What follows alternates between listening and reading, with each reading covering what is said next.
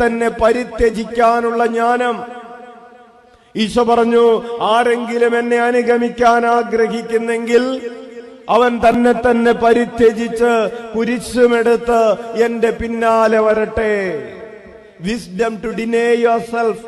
പിതാവിനെയോ മാതാവിനെയോ എന്നേക്കാൾ അധികമായി സ്നേഹിക്കുന്നവൻ എനിക്ക് യോഗ്യനല്ല.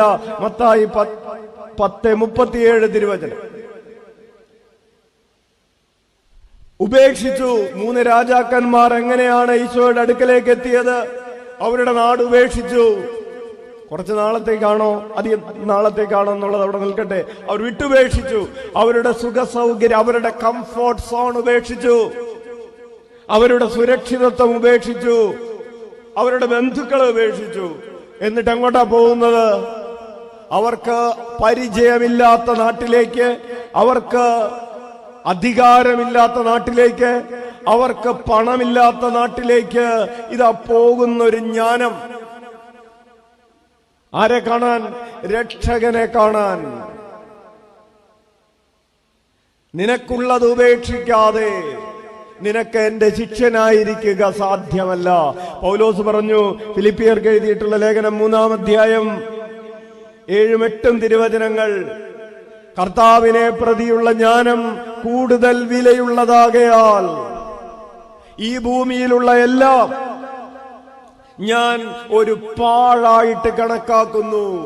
ഇത് ക്രിസ്തുവിന്റെ സ്വന്തമായി കാണപ്പെടുന്നതിന് വേണ്ടി ഈ ഭൂമിയിൽ എനിക്കുണ്ടെന്ന് പറയുന്ന പലതും ഞാൻ പാഴായിട്ട് കണക്കാക്കുന്നു. ഡിനേയിങ് യുവർ സെൽഫ്. അവർക്ക് വിളിച്ച ഈശോയേ,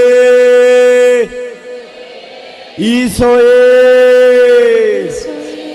പ്രിയപ്പെട്ടവരെ, ഈശോ പറഞ്ഞു, നിനക്ക് ഈ ലോകം മുഴുവൻ നേടിയാലും നിന്റെ ആത്മാവ് നഷ്ടമായാൽ അതുകൊണ്ട് എന്ത് പ്രയോജനം? നിന്റെ ആത്മാവിന് പകരമായി നീ സ്വത്ത് കൊടുക്കോ? നിന്റെ ആത്മാവിന് പകരമായി നീ നിന്റെ ജോലി കൊടുക്കോ? നീ നിന്റെ ആത്മാവിന് പകരമായി നീ നിന്റെ ഭർത്താവിന് കൊടുക്കാൻ പറ്റുമോ? ഈ ലോകം മുഴുവൻ നേടിയാലും 1000 പേരും 10,000 പേരും നിനക്ക് സുഹൃത്തുക്കളായി നീ സ്വന്തമാക്കിയാലും എത്ര ലക്ഷങ്ങൾ നീ സ്വരുക്കൂട്ടിയാലും നിന്റെ ആത്മാവിന് പകരമായി നീ എന്തു നൽകും?